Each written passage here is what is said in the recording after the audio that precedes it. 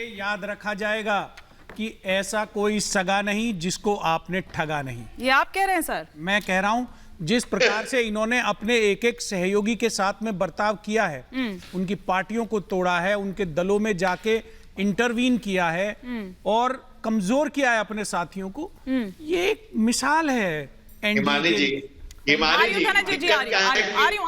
पहले एक को अलग किया, फिर दूसरे को ले लिया, फिर तीसरे को कर दिया, भाई भाई को लड़ाया, चाचा भतीजे को लड़ाया, और चाचा भतीजा को लड़ाने में तो ये लोग एक्सपर्ट हैं। कभी भतीजे पे हाथ रख देते, कभी चाचा पे हाथ रख देते हैं। अरे भैया कह क्यों नहीं देते कि हमारा 400 पार का जो नारा है ये ख्वाब है, ये सच्चाई नहीं है। चलिए, उनका तो 400 पार का नारा है, लेकिन सर आपका क्या है? आपकी क्या तैयारी है? कल बॉन्ड्स की परीक्षा लंबी है, हाँ, जिसके बारे में विवादित आप देखिए किस प्रकार से विवाद खड़ा हो रहा है, किस प्रकार से लोग कह रहे हैं कि ये 70 साल का सबसे बड़ा घोटाला है।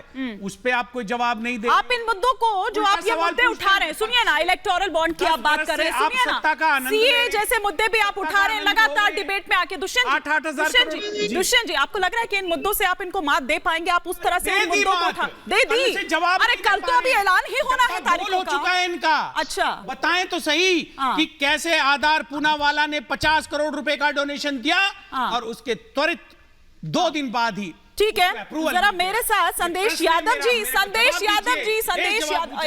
सेकंड, संदेश यादव जी जुड़ चुके हैं। संदेश यादव जी, उम्मीद कर रही हूँ कि आवाज आप तक पहुंच रही होगी, क्योंकि आपकी आवाज तो सब तक पहुंच रही है और बड़े बुलंद आवाज अब आप दिखा रहे हैं, तेवर दिखा रहे हैं। क्या प्लान है आपका? क्या प्लानिंग है? बड़े नाराज लग रहे हैं पशुपति पारस जी।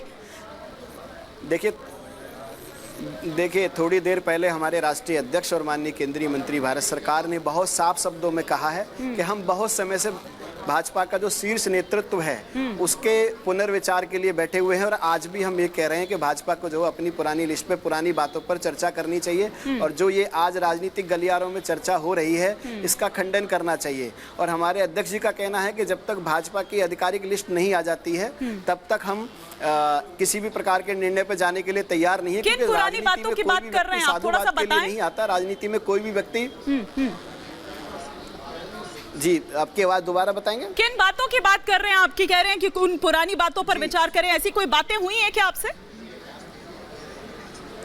जो भी सूत्रों के हवाले से मीडिया में खबरें चल रही हैं एलजेपी को 5 सीट देने को लेकर और आरएलजेपी को दरकिनार करने को लेकर, उनको लेके आज हमारे अध्यक्ष जी ने बिल्कुल क्लियर किया है कि भाजपा का जो ऊपरी नेतृत्व है वो उस पर विचार करे और उस पर क्लियर करे कि वो अपनी सूची में हमारा कितना स्थान रख रहे हैं। अगर हमारे 3 सिटिंग सांसद हैं, हाजीपुर हमारी वर्चस्व की लड़ाई है, हाजीपुर हमारी सबसे प्रीमियम सीट है और हमारे अध्यक्ष जी वहाँ के सिटिंग सांसद हैं। अगर हम वहाँ के सिटिंग सांसद हैं तो हम किसी भी कीमत पर अपनी सिटिंग सीट को नहीं छोड़ेंगे। उसके बाद हमारे चंदन सिंह जो नवादा से सांसद हैं, माननीय प्रिंस राज जी जो समस्तीपुर से सांसद हैं, वो दोनों भी तीनों मिलकर के सीटों पे, सिटिंग सीटों पे जो हमारे तीनों सांसद हैं वो तीनों अपनी सीटों पर चुनाव लड़ेंगे। बात कर रहे हैं जिस हाजीपुर को लेकर पार्टी की तरफ से वो क्लैशेस जो देखे जा रहे थे वो तो चली गई है चिराग पासवान के खाते में। वो तो बोल रहे हैं, वो तो खुद मीडिया में आके खुद बोला है उन्होंने। मीडिया में ऐसे कुछ नहीं चल रहा, उन्होंने जो कहा है वो चल रहा है।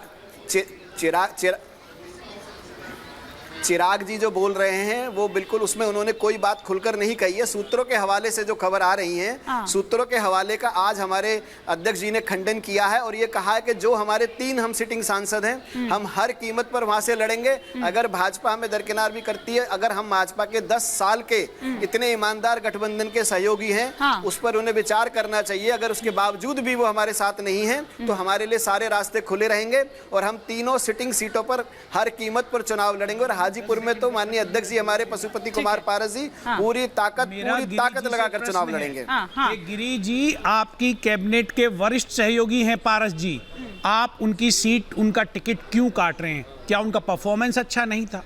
क्या कारण है? ये देश को बताना पड़ेगा। बता दीजिए फिर। वो कैबिनेट के सदस्य हैं और वो भारत सरकार का अभिन्न अंग है। आज इतने चहेते कैसे हो गए चिराग पासवान जो साइड लाइन थे? मतलब न जाने क्या क्या बंगला तक खाली करना पड़ा उनको, और मैं फिर उसको रिपीट नहीं करना चाह रही हूँ, लेकिन किस कदर साइड लाइन थे। हाँ, विधानसभा चुनावों में जरूर उनका इस्तेमाल हुआ था नीतीश कुमार के खिलाफ, लेकिन अब वही नीतीश कुमार, वही चिराग पासवान एक ही मंच पर होंगे, प्रचार करेंगे, उनके लिए भी प्रचार करेंगे।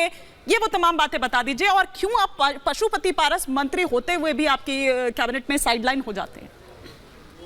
नहीं देखिए, ऐसा है माने जी कि साइड लाइन और मेन लाइन कुछ होता नहीं हमारे यहाँ। सारे लोग कार्यकर्ता हैं, सारे लोग राष्ट्र हित की संविधा में स्वयं को होम कर रहे हैं, राष्ट्र को आगे बढ़ाने के लिए सारे लोग काम कर रहे हैं। हाँ। नरेंद्र मोदी जी के नेतृत्व में सभी को स्वीकार है, और आप चिराग जी हो या पारस जी हो, दोनों ही नरेंद्र मोदी जी के नेतृत्व में अपनी श्रद्धा, आस्था, विश्वास व्यक्त कर चुके हैं और लगातार हमारे साथ चल रहे हैं। और किसी ने ऐसा नहीं कहा है, अपनी अपनी अपेक्षाएं, अपनी अपनी आकांक्षाएं बताइए, और कुछ नहीं किया। और जो नागर जी कह रहे थे, तो भारतीय जनता पार्टी 400 का कोई स्वप्न, 400 की अपनी मेहनत के बदौलत 400 पार करने जा रही है। और ये मल्लिकार्जुन खड़गे ने कहा है कि इस बार भारतीय जनता पार्टी 400 पार, और कांग्रेस को हिमानी की नानी याद आ गई है। बताइए, हिमानी जी, कांग्रेस को नानी याद आ गई है। ठीक है, ठीक है। अरे दुष्यंत जी, वहां जो आप इतना लुत्फ उठा रहे हैं, ये बताइए कि बिहार में, पहले तो मैं कंचना जी से यहाँ पर जवाब ले लूं कि कंचना जी 11 सीटें मांग रहे हैं, करते हैं। 10 वर्ष हो गए केंद्र की सत्ता में रहते, ये सवाल आके हमसे पूछते हैं। हाँ। आज ये हमारा सवाल आप बता दीजिए जायज है या नहीं है। हाँ। कैबिनेट के एक वरिष्ठ सहयोगी का बिल्कुल जायज है, के बाद बिल्कुल जायज है। 400 पार, मैंने भी खोखला नहीं है। बिल्कुल आपने, ये मेरा प्रश्न गोयंका जी से भी है। गोयंका जी भी कृपया जवाब दें। अच्छा ठीक है धनंजय जी, एक सेकंड, आपको भरपूर समय दिया। एक बार विनीत गोयंका जी, हालांकि सवाल मैं पूछ रही थी कंचना जी से, लेकिन चलिए एक बार जवाब ले लेती हूँ पहले विनीत जी से। धनंजय जी बाकी गेस्ट भी हैं। हाँ हिमानी जी, आपको राम राम, मेरे सभी को-पैनलिस्टों को राम राम और दर्शकों को भी राम राम। एक पुरानी कहावत है, बेगानी शादी में राहुल दीवाना। यानी जो हो रहा है वो तो हो रहा है, लेकिन राहुल जी जो है वो क्यों नाच रहे? इनको तो यूपीए के लोग भी खड़ा नहीं कर रहे। एक देखिए, ममता जी ने खड़ा किया, धन्यवाद, यहाँ पे केजरीवाल ने खड़ा किया, वह समाजवादी ने खड़ा किया, और राहुल जी फिर बेमतलब के चिल्ला रहे। अरे मैं आउट 0 पे चलेगा, लेकिन पशुपति को आउट मत करो, वो उसको आउट मत करो। भैया कुछ का पलड़ा देखो, राजनीति में 50 सीट है नहीं उनकी कुछ, तो ये बेगानी शादी में राहुल दीवाना नया। अरे आपका क्या नारा है? मैंने तो ये पूछा था। अच्छा सुनिए ना, उन्होंने राहुल गांधी पर ट्रेनिंग ली है और आपने भाजपा पर ली है, क्योंकि मैंने पूछा था उनका 400 का नारा है, आपका नारा क्या है? तो आप उल्टा कह रहे हैं कि 400। दुष्यंत जी सुनिए, दुष्यंत जी सुनिए, कांग्रेस के कार्यकर्ता भी राहुल जी को सीरियसली नहीं ले रहे। आप बाहर की जनता के बारे में छोड़ दीजिए। अरे भाई मैंने पूछा कि टिकट क्यों कट रहा है, प्रश्न है, कारण क्या है? टीका कर रहे हैं कि वो वहां पे बिहार में वो लड़ेंगे, फला लड़ेंगे, नहीं लड़ेंगे, कैसा होगा? यानी कैसा है, खुद 0 पे आउट होंगे, लेकिन अगर दूसरा आदमी अगर 6 मार के भी आउट हो गया ना, तो देखो केवल 6 पे आउट हो गया, वो जो है 4 पे आउट हो गया। राहुल भैया का क्या है बताइए, 40 सीट पे लड़ेंगे कि नहीं लड़ेंगे? राहुल भैया का ये है कि आरजेडी विश्वास ही नहीं कर रही है, वो कह रही है व्यवहारिक ही नहीं है भैया, जस्टिफाइड ही नहीं है ये जो आप मामला है। नहीं घर का मामला। कंचना जी बता दीजिए, 40 में से 11 सीट की डिमांड कर रहे हैं, व्यवहारिक है? देखिए बिहार में हमारा एक ही मकसद है कि इंडिया गठबंधन 40 में से 40 सीटें जीत कर आए। ये हमारा निर्णय है और इस पर हम काम कर रहे हैं। और नहीं आपने बोलिए सर, मुझे आप बात करने दीजिए। इसमें जो डिजर्विंग कैंडिडेट हैं कांग्रेस के या माले के या सीपीआई के जो भी और आरजेडी के, सबको जो जीत रहे हैं उनको टिकट दिया जा रहा है। हमारे में कोई सिर कोई फोड़ नहीं रहा है एक दूसरे का, जैसा एनडीए में हो रहा है। हम 400 पार ला रहे हैं, हमारे पास इतने गठबंधन है, हमारे पास तो 48 गठबंधन है। कौन कौन से? कंचना जी एक दूसरे आप बहुत स्मार्टली बोल रही हैं। नहीं अच्छी बात है, एक अच्छा लग रहा है, ये बहुत अच्छी बात है, लेकिन